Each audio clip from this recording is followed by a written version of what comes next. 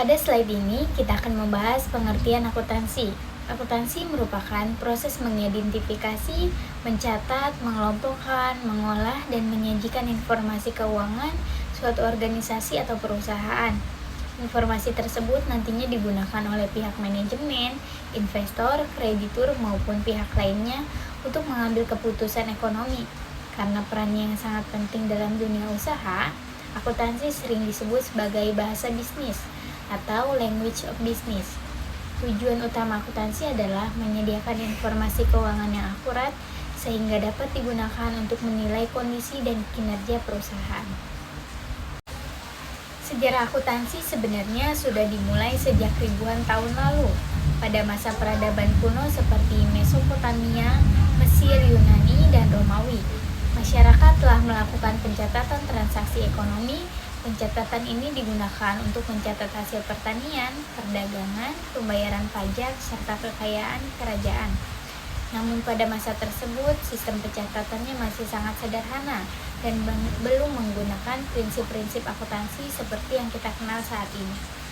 Perkembangan akuntansi modern dimulai di Italia sekitar abad ke-13 hingga abad ke-15. Pada masa itu, kota-kota seperti Venesia, Genoa, dan Florence berkembang menjadi pusat perdagangan internasional. Semakin banyaknya aktivitas perdagangan, membuat para pedagang membutuhkan sistem pencatatan yang lebih teratur dan akurat. Dari kebutuhan inilah lahir metode pembukuan berpasangan atau double entry bookkeeping, yang menjadi dasar akuntansi modern sampai sekarang. Selanjutnya kita akan membahas tentang Bapak Luca Pacioli. Bapak Luca Pacioli ini adalah merupakan bapak akuntansi di mana beliau lahir di Italia pada tahun 1447 dan setelahnya di tahun 1494 beliau menerbitkan 3 buku yang berjudul Summa Arithmetica, Geometrica, Proportioni et Proportionalita. Nah, dari 3 buku tersebut ini menjelaskan tentang sistem pembukuan berpasangan atau double entry system. Sistem double entry, di mana konsep dari double entry tersendiri itu yakni merupakan pencatatan dalam 2 sisi, yakni debit dan juga kredit. Di mana keunggulannya ini menjadikan pencatatan ini menjadi lebih akurat, memudahkan juga dalam pengendalian, meminimalisir kesalahan dan juga menyediakan laporan keuangan yang lebih handal.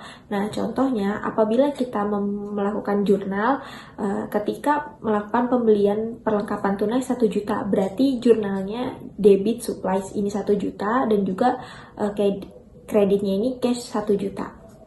Selanjutnya, perkembangan akuntansi di dunia.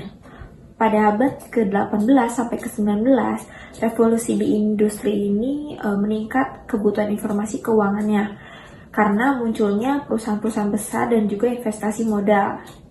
Dan yang terkena dampaknya adalah akuntansi biaya atau cost accounting, para audit independen, dan juga standar pelaporan keuangan yang terus berubah-ubah.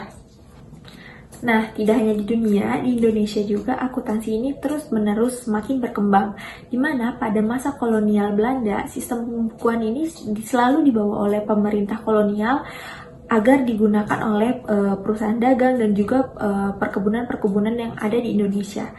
Dan setelah kemerdekaan, akuntansi ini semakin berkembang melalui pendidikan dan juga profesi akuntan. Setelah itu, banyak juga dibentuk organisasi profesi akuntan yang berada di Indonesia. Sekian presentasi dari kami, kurang lebihnya mohon maaf. Wassalamualaikum warahmatullahi wabarakatuh.